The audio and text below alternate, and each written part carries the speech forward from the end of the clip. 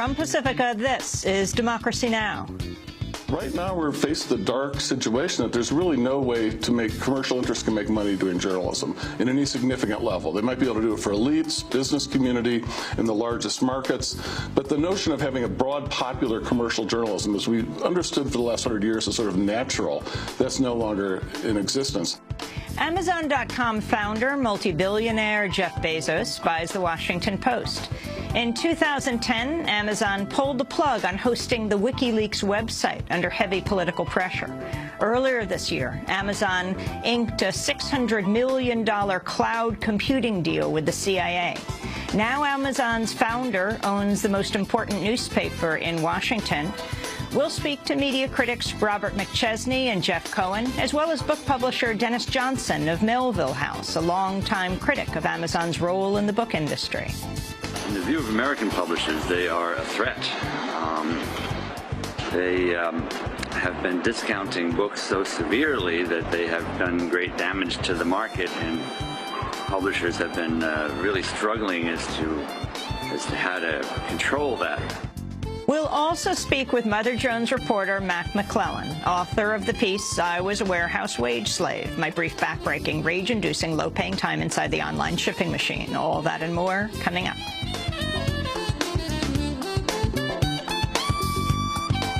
Welcome to Democracy Now!, democracynow.org, The War and Peace Report. I'm Amy Goodman. Yemeni officials claim to have foiled an al-Qaeda plot to blow up oil pipelines and seize control of key ports in Yemen. The news came as tanks roamed the capital Sana'a after the United States and Britain removed diplomatic personnel and urged citizens to leave over intercepted communications about an al-Qaeda threat. Officials in Yemen say the motive for the planned attack appears to be retaliation for the U.S. killing of Saeed al-Shihri, a deputy leader of al-Qaeda in the Arabian Peninsula, whose death from a drone strike was confirmed by the group last month.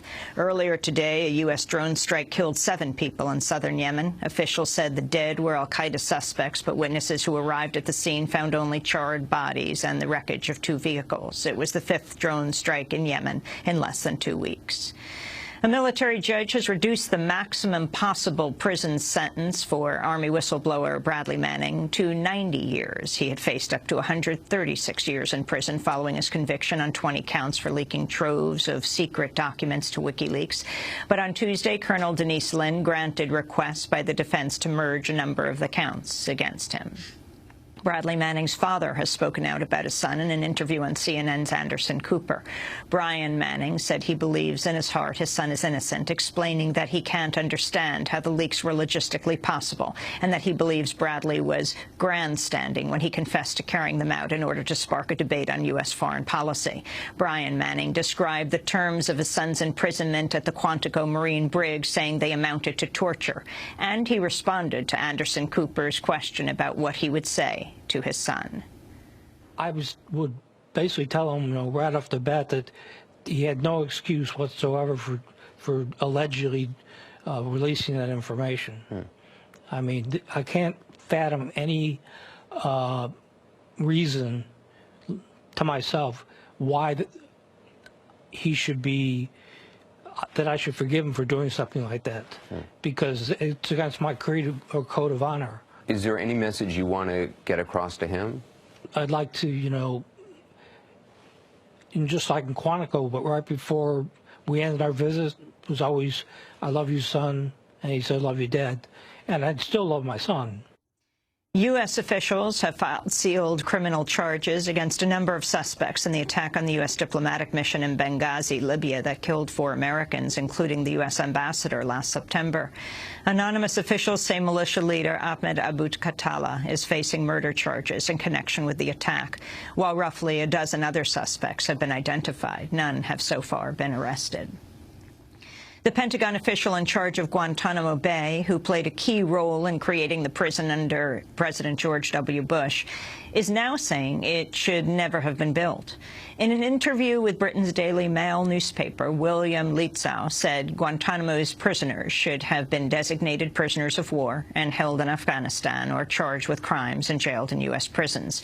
He said the most effective way for President Obama to close the prison now would be to announce an end to the so-called war with al-Qaeda. He said, quote, "Just like you can't kill your way out of this war, you're not going to transfer your way out of Gitmo. The really hard question is, how do you end this war?" William Litzow announced late last month he's stepping down from the Pentagon to take a job with the military contractor PAE. In Egypt, at least one person died and dozens more were injured during clashes between supporters and opponents of ousted President Mohamed Morsi in Alexandria. Hours later, Egypt's interim president said efforts by foreign diplomats to resolve a standoff with Morsi's Muslim Brotherhood have failed. His comments followed a visit from Republican Senators Lindsey Graham and John McCain, who urged leaders to release Muslim Brotherhood prisoners and conduct an inclusive dialogue on Egypt's future. Senator McCain reiterated his belief the ouster of Morsi was a coup, a term the White House has so far avoided. We have said that we share the democratic aspirations and criticisms of the Morsi government that led millions of Egyptians into the streets on June 30th. We've also said that the circumstances of the former president's removal were a coup. And we have said that we cannot expect Egypt or any other country to abide by its laws if we do not abide by ours in the United States. The U.S. Army psychiatrist accused of killing 13 people in a shooting spree at Fort Hood, Texas, told a military court Tuesday evidence presented at his trial would show he was the shooter. Major Nidal Hassan, who's representing himself at his court-martial, said in his opening statement that war is an ugly thing, which causes death and destruction on both sides. He cast himself as having been on the wrong side of a U.S. war with Islam before switching over. A military prosecutor said Hassan carefully planned the 2009 shooting spree and sought to kill as many soldiers as possible.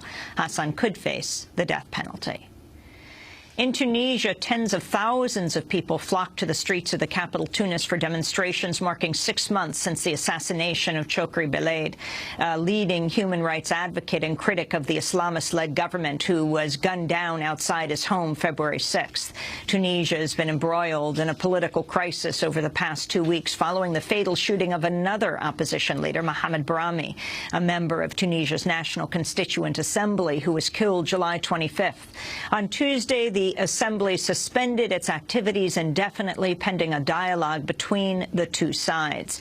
An anti-government demonstrator spoke out on Friday at Tunisia's Bardo Square.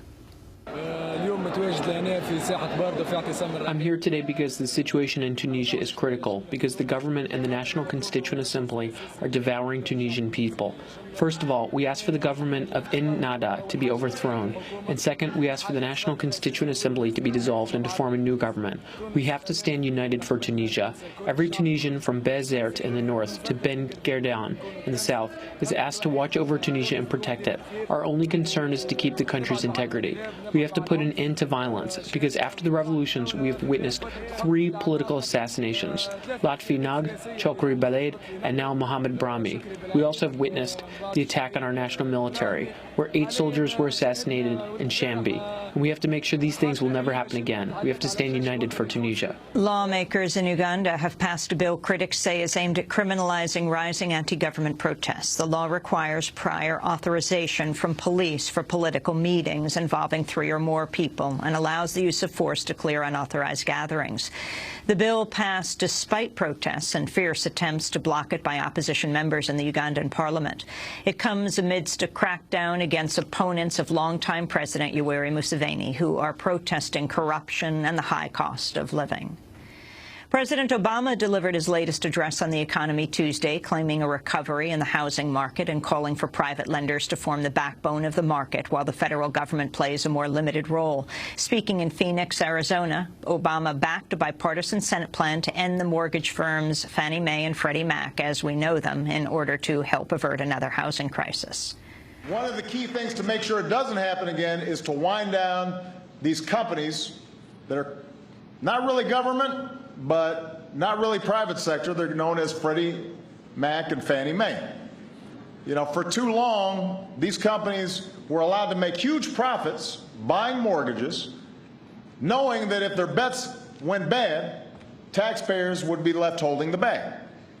It was heads we win, tails you lose. And it was wrong. And along with what happened on Wall Street, it helped to inflate this bubble in a way that ultimately killed Main Street. President Obama's speech came as both the Justice Department and the Securities and Exchange Commission sued Bank of America Tuesday, accusing it of willfully defrauding investors by concealing risks associated with hundreds of millions of dollars worth of mortgage-backed securities at the start of the financial crisis. A new report from the National Oceanic and Atmospheric Administration says last year was among the 10 warmest years on record around the world. In the United States, last year was the warmest ever recorded, with temperatures a full degree higher than the previous record and more than 3 degrees higher than the 20th century average. Another recent study by Stanford University scientists found the Earth's climate is currently changing at a rate far faster than at any other point in the past 65 million years. Without intervention, the current pace could spur a rise in annual temperature of roughly 9 to 11 degrees Fahrenheit by the end of the century. Parts of China, meanwhile, are seeing their most severe heat wave in at least 140 years. Dozens of people have died as temperatures have hovered around 104 degrees Fahrenheit. According to media reports, the heat has caused glass to crack, roads to warp, vehicles to erupt spontaneously into flames, and a highway billboard to catch fire. In Mexico, 2 activists who advocated for the rights of farmers have been found shot to death in the southwestern state of Guerrero. The murdered activists were members of the Emiliano Zapata Revolutionary Agrarian League. A group leader said a 3rd member is missing. The killings are the latest in a spate targeting journalists and activists in Mexico. Other victims include an environmentalist murdered in Veracruz last week and an indigenous rights activist killed last month in Oaxaca.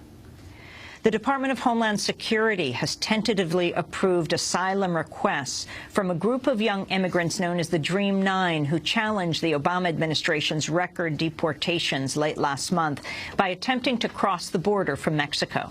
Officials ruled the activists have a credible fear of persecution if returned to Mexico.